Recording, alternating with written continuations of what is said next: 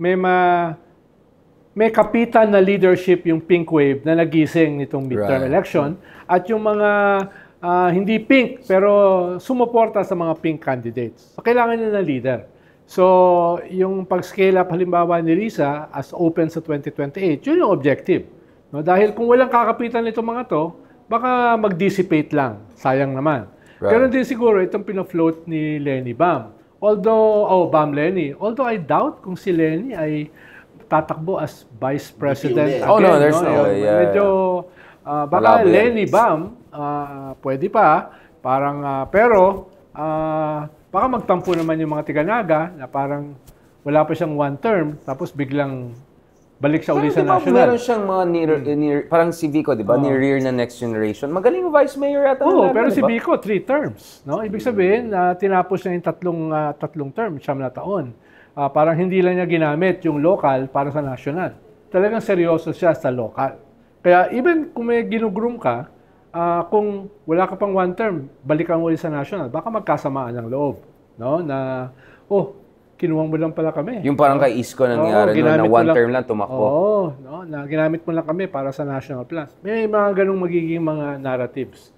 No? Kaya, lalo na, mismo si Lenny, sinabi niya na ang sinabi sa akin ng aking asawa bago siya pumanaw, no? Ayusin ko yung huwag kalimutan ang naga. Kalimutan mo na lahat, huwag lang ang naga. So, yun, parang medyo under what scenario? Medyo emotional. No, I understand, but under what scenario? Like, there should be like nationwide clamor. Halimbawa, kung merong ganong clamor at saka in terms of survey, siya yung posible na makalaban ng isang strong, revitalized Sara Duterte, then perhaps mapilitan siya na tumakbo. Tingin ko in the next 2 years magiging intense ang tawag diyan yung pump priming ng nitong mga pink kung sino sa kanila ang pwedeng tumakbo as the leader, lalo na a revitalized pink movement na merong value added ang mga non-pinks, no? Especially yung Gen Z at saka millennials. So i-harness nila yan, pero kailangan nila nung short of a primary para mamili. Dahil usually primaries kasi ginagamit kung may isang partido. Dahil iba't ibang partido ito, Lenny ay liberal, si Bam ay KNP, tapos si Risa ay Akbayan. So, kailangan nilang mag-primary para sino ba yung mag-unite sa ating lahat. No? Kahit hindi sila isang political party. Isang batayan yan, yung gusto ng base, yung may possibility labanan, halimbawa, Asara candidacy, no? At ikatlo, pwedeng suportahan ng a broader constituency beyond the pinks. Yun yung mga consideration dyan. And let's not forget, Sir Ronald, in primaries, magbabanggaan yung mga candidates. Yeah. In other cultures, I think there might be okay. But, I mean, can you see a situation like Lenny and Risa questioning each other's credentials openly? And I don't think so. Lalo na, si Lenny naman ang nagpasa ng baton kay Risa noong 2022. Yeah, Ikaw na yung leader, it won't be a diba? good look. Yeah. Pero, yes, intense yan. Kita mo naman yung bakbakan between the Clintons and the Obamas. Yeah. Mas matindi pa sa banggaan ng Obama sa mga Republicans. Mas matindi pa yung banggaan between the Clintons and Trump. Yeah. Yung naging bakbakan sa and primaries. Bernie and Hillary later on. Sobrang grabe din yung bakbakan nun. Racist ang mga attacks nun, sa mga primaries na yun, yung banat kay Obama. Yeah, exactly. So dito sa atin kay kay Senator Trillanes pa lang Di ba? Meron ng within the coalition makasama naman yun doon sa pagpili doon. Pero sa akin nga, mas maganda maraming options nga yung kakamping. Dito lang sa RRM sa RRM. At least tatlo yung... At least you got it right. Tatlo as of now yung pinagpipilian na standard bearer. Tayo naman talaga sa Ronald ang sounding board. Sorry, go ahead. Tatlo yung pinagpipilian na potential standard bearer nung grupo, di ba? Senator Risa, Mayora Lenny, and... pero ako parang merong after the win nung last election, parang may resurgence ng Aquino name Aquino brand. Right. Kasi parang cycle lang din parang they spent so many years during the Duterte administration na sinisiraan yung Dilaw, sinisiraan yung so unti-unti medyo umaano ulit eh. Tapos natutuwa ako yung rise nung third generation ng mga Aquinos. Sila Kiko Aquino D. Yan, favorite ni Sir Ronald yan. Ang nakakatuwa kay Kiko Aquino D, parang siya ngayon ang pinaka-active na Aquino. Ang in-endorse niya si Risa. Publicly, for president sa 2028. Sir, why are you implying something? Hindi, ibig sabihin na, nabanggit kasi ni Aquino brand. And this Aquino brand, ang in-endorse si Aquino. Let's just say more progressive yung isa. Si Emilio Aquino. Diba? Meron na siyang podcast, meron na so nagiging active na sino si Emilio Aquino? Anak ni Boots, tama? Meron pala. Anak o apo? Anak, anak ko apo. Gines nga ako next week. Aba? Na-meet ko siya dun sa death anniversary ni Pinoy. No, hindi ko siya kilala. Although yung father or grandfather ay kilala ko. Rascador yun eh. No, pwede yun sa kanya. Bardagulan. Kung buhay yun, pwede dito yun eh. Si Butch Aquino. RRMB. Saka kanya yun, maginoong medyo bastos. Medyo magino. Yung iba medyo magino na. Hindi katulad ni Hidarian na maginoo lang. Or katulad ng iba na medyo magino lang. O yung iba na mas bastos. and si Chris, toxic masculinity. Si Chris Aquino, last elections, yung kanyang mga anak, pinadala na niya dun sa campaign trail, di ba? Isang anak niya, si Joshua, is in Makati, dun kila Binay. And yung isa naman sa Tarlac, sa Mangayap. So, kumaga, merong resurgence ng mga Aquinos na might lead heading to 2028. Yeah. Parating na yung ibang guests natin later. We'll have you, we're waiting for Justice Carpio also kasi dami natin pag-usapan also on impeachment and ICC and all. But I want to, towards the end of this episode, Mark, I want to go to you and then back to Ronald. For me, the most inspiring intervention I heard since the end of elections was when Vico Soto said, bakit niyo ako pinupush to run for another position again after this? Hindi ba yun yung katrapuhan na parati ka na sa opisina, you're trying to be in a position of power here and there? Is Vico suggesting he might teach na lang sa Ateneo School of Government, go to... You can say like, he's implying that he may not necessarily seek the Senate, for instance. Kasi sabi niya, hindi naman expertise ko, executive ako eh. Now, I don't know if he could be the DLG secretary under the next president. Pwede naman. But what I'm saying is, that's a very interesting point na he's saying, bakit niyo ako pinapush for another position na naman? Ang Pasig talaga, speaking of sticking to your city, sticking to your mission, what is your sense? Because you're good friends. I mean, without spilling beans, like, why would he say something like that? If he's not gonna seek Senate, then what? Magtuturo siya, gano'n? Hindi. Ako may ganun siyang pino-point out na na parang don't look at me as a savior or as Messiah, yeah. Kasi parang ang nangyayari, you look at one person, doon ka umaasa na siya yung mag-aano, right. Siya yung magbabago, siya yung mag-aayos. Yung ginagawa ni Vico is ang gusto niya is parang system change. Yeah. Yung buong sistema right. doon sa Pasig. So he wants to show na kayang baguhin eh. Kaya nga yung challenge heading to his last term is paano mag-stay o paano maging permanent yung mga pagbabago na ginagawa niya doon. With that being said, sa 2028, I'm not sure, wala akong idea kung ano yung plano niya. I don't think he will run for national position sa 2028. Exactly. Yun nga, that's the sense I get from him also. Pero I think mas concern niya yung mga changes na ginawa niya will remain in Pasig at hindi makapasok yung mga... So mag-elder statesman siya sa Pasig, parang gano'n?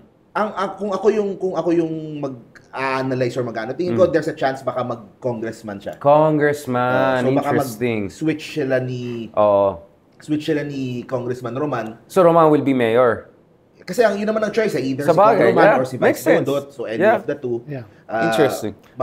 Without doubting his sincerity, dun sa ayaw talaga niya na national politics, ayaw niya na maging epal na trapo, no? Yeah. Ay yung ganong klaseng attitude niya has its own attraction eh. Yung disavowal of power. In a way, less sincere people like Duterte, for more than a year, sinasabi niya, hindi ako tatakbo, pero after a year, sabi niya, pero kung tatakbo ako, itong gagawin ko. Yeah. No? Kung ako ay tatakbo, tatambakan ko na 100,000 bangkay ang Manila Bay. No? Ng mga kriminal, ng mga drug lord, etc. Yeah. So, ibig sabihin, nagsimula siya sa isang narrative of disavowal of power. Or reluctant politician. Dahil may ganun may attraction yun eh. Si Pinoy din ganun, di ba? Aquino was also like that. Without doubting the sincerity of Vico, ay makaka-stimulate yun ng support. No, but Pinoy was like that too, right? Yung kanya sinasabi na gusto kong baguhin ang sistema sa Pasig, it can only go so much. Dahil yung Pasig ay naka-integrate sa buong bansa. Right. Ibig sabihin, pwedeng, alimbawa, kung ako yung presidente na kaaway kita, pwede kong ipitin yung internal revenue allotment. Right. No? Pwede kong harangan ang iyong mga big ticket project. Kaya, eventually, ay kailangan niyang tignan, kung gusto niyang ayusin ang Pasig, kailangan niyang umakyat sa taas para maka-access ng resources yung Pasig. No? Dahil nga, hindi naman siya isang isla. Hindi siya isang isla na nakahiwalay sa buong bansa. No? Lalo na sa ating sistema, very strong yung executive. No? Yun yung magiging problema niya. So hindi you're suggesting, Sir hindi niya Ronald, mababago ang Pasig without changing the country. I'll go back to it kasi I want you to also that. Kasi ang parang in-imply ni Sir Ronald, or if I push the logic, is that he might need to run for another position to protect what he has achieved in Pasig, right? You were saying, Congressman, he's saying maybe it could be a national position, DILG or Senate, kasi kailangan mo protektahan. Pag gusto mo ng systems change, you cannot change the system sa isang syudad. You can change in isolation. You can change the system nationwide. No, yun yung mahalaga diyan. Siguro yun din yung yun din yung criticism kay Vico. Kasi hindi siya nakikialam sa national issues. For now. Kasi yun din yung yun din yung iniiwasan niya na maapektuhan ng stand niya sa national kung ano man yung nakukuha nila doon sa Pasig or na ano. Pero kasi as long as nasa local si Vico, hindi siya matatalo eh. That's the impression that I got nung last election and mga huli pag sumasama tayo and ano. So, importante nandun siya eh. And makapag-transition doon sa next administration na kapartido niya, nakagiting ng Pasig. Kasi for sure, yung mga ibang kalaban niya is just waiting for 2028 na bumaba siya kasi mas madali yung mga kalaban nila. Ang problema kasi niya, pag siya ay congressman, is one among 350, pwede siya ma-demystify dyan eh. Pwede siyang, pwede ma-erode yung kanyang, you're just one among that. Tapos, ano magagawa mo na isa ka lang sa 350? No? Sa Senado naman, na meron siyang maraming magagawa, ang problema naman niya, magkakaroon ng dalawang soto. Right. No, na ayaw din naman niya dahil ayaw din naman niya ng dynasty, di ba? So, yan yung mga dilema na i-confront ni So, the ILG secretary or something like that, maybe? Depende kung sino presidente. No, but whoever is the president, wouldn't you love to have someone like Vico in your cabinet? Hindi, pero ang issue si Vico eh. Hindi, kung si Duterte ang No, I mean, anyone but Sara. Let's just say anyone but Sara. I can see Rafi, I can see Lenya, I can see Risa, I can see Bam. I think any of them will be happy to have him as a cabinet member. Ang problema kasi, pag secretary ka ng isang presidente, identified ka na dun sa presidente. Alter ego ka na eh, Lahat nung sa bagay. Good and the bad, kasama ka, you have to defend it. So, halimbawa, noong 2022, wala siyang in-endorse na presidente. Yeah, exactly. Dahil mismo yung tsuhin niya, tumatakbo as president. Kaya nga sabi ko, baka magturo siya sa atin eh. I won't be surprised. He'll just say, I'll take a break from politics few years while bantayan ko yung mga tao ko sa Pasig. I mean, isn't that impossible? Okay kasi yon kung medyo may edad ka na eh. No? And then he'll have a second run by his 40s. Pero kung bata ka pa, sa Pilipinas kasi, mawala ka ng 3-6 na taon. You can be politically dead. No? Yun yung... But Isko came back. Pag mawala ka. No? But Isko came back and he's 50s already. Hindi, pero si Isko kasi, tumakbo siyang presidente. Yeah, sa bagay. No? Iba yun. Kaya I think congressman yung next na step. That's what you sense. Kasi at least hindi siya mawawala doon. He has to learn the ropes kung paano mag-congressman, kung paano mag-ano. Kumbaga, parang hindi niya minamadali na magsisenador siya kaagad. Pag-aralan muna niya sa Congress. Pero yun nga, tama. Ayaw niyang legislator. Yeah, gusto niya talaga executive. Exactly, yun nga. Hindi niya yun eh. Diyan kasi magpo-propose ka ng bills, para ma-aprobahan ng bills mo, magpo-form ka ng coalition with other trapo congressmen. You have to compromise. Ibig sabihin, wala kang maaabot dyan ng sarili mo lang. No? You have to compromise. Yun yung magiging logic sa kanya. Baka hindi niya, not his cup of tea. No? Exactly. Kaya nga sabi ko, I'm even willing to say, baka he'll teach for a few years lang, but, protect his people, support them, and then go back maybe later on when there's a different situation. I don't know. I mean, for me, well, he's also young enough to take a few years and come back fresh again. He'll still be in his early 40s. Ang problema kasi, yung kalaban babalik. Eusebio. Oo. Kaya nga, whoever. So you think he has to be congressman to protect? Kailangan meron siyang he needs to be active doon sa politics and Tsaka dapat With power, ayusin niya yung papalit sa kanya dahil I'm sure Bantayan niya. ay babantayan niya. si Babantayan Romulo at saka si Jaworski ay parehong gustong mag-mayor. Mag-vice mayor siya? Parang trapo din ang dating, no? Oo. Medyo Hindi trap- niya gagawin yun. Hindi. Hindi niya gagawin yun. Medyo Ang mas trapo. ang problema, paano siya mag-mediate doon sa dalawa? Actually, mahirap to. Dahil hindi papayag si Jaworski ng vice mayor ulit. At Actually, si Roman mahirap naman, congressman niya, ayaw din niya mag-vice mayor. So they might be, kaya yung legacy ni Vico, kailangan niya ma-preserve. Pero kung mag-aaway yung dalawa niyang tao, tatamaan siya. Actually, mahirap siya. Now I'm thinking Pero about tingin it. ko siya pa rin kasi mag-decide. No, kaya nga, but he will look at the situation. Maglalabi kung sino man na maglalabi dyan, kung ano mang pwesto, or one of them could be congressman, the other one mayor. Pero yun nga, at in the end, si Vico pa rin masusunod. Kasi hanggat nandyan si Vico, mahihirapan talaga kahit sino eh. Sino itataas niya yung kamay? Exactly. On that note, I think we had a good scratching of the surface pagdating sa itong mga young leaders, emerging leaders, interesting leaders. Ayun yung pag-usapan ni Mayor ko, si Magalong, Mayor namin sa Baguio. Mukhang we're gonna have our Octa friends here soon. Parang basa ko eh.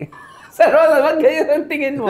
Ikaw, Mark, wala kang masabi kay Mayor Magalong? You don't think it makes sense for him to rather go national after this third term niya? Hindi, pwede naman talaga. Pwede, di ba? Pero hindi, ang sinasabi ko lang din parati kahit sa vlog ko and sa ano, yung sa infra for Baguio. Yeah, mahirap yun, pare. Nakita natin meron siyang video noon, yung mga plano, yung mga ano.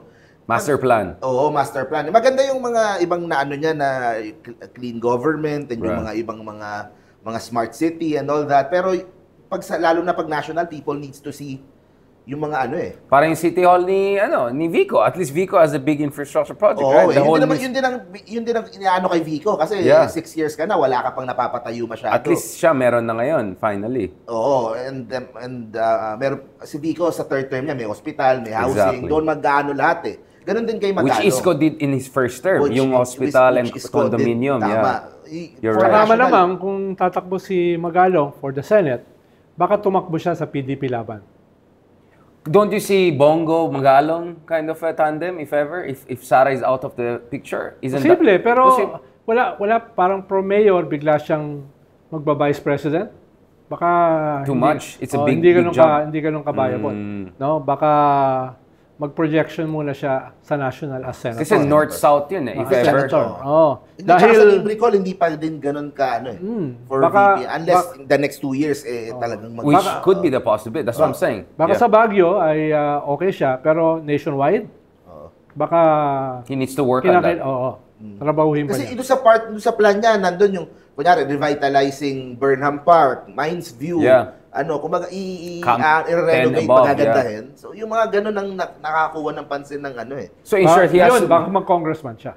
Yun nga, he has to make some big moves din. But my sense kasi is, him with this whole Mayors for Good Governance is his way of projecting nationally already. We can debate about how effective it has been, but clearly the intent is there to team up with Vico, with Mayor Pero Joy iba Val- kasi yung dito sa Makati ni Binay, iba yung dito sa Maynila ni... Kasi global. Pero yun dito sa Davao, work. Dito sa Davao, work. Davao is the biggest city in the country. How dare you question Baguio? We're the most beautiful city. We're the most Biggest amazing. city, no? Yeah, but Baguio, we're the most amazing. We're the most beautiful. How, saka I didn't At like saka- what you were implying. At saka si Digong was the mayor for 40 years. Medyo, mahirap tamatan yan. Apat na dekada yun. Medyo talagang ano yan. On that colorful, nostalgic note, Sir Ronald, and your patama sa Baguio, the most beautiful city, the summer capital of the country. puno ng traffic. Thank you so much for joining this latest episode of FYI. Soon we're gonna have a couple of new guests, including our good friends from Octa to discuss some of the interesting data and surveys, and of course also hopefully Justice Carpio very shortly. Maraming salamat and talk to you soon.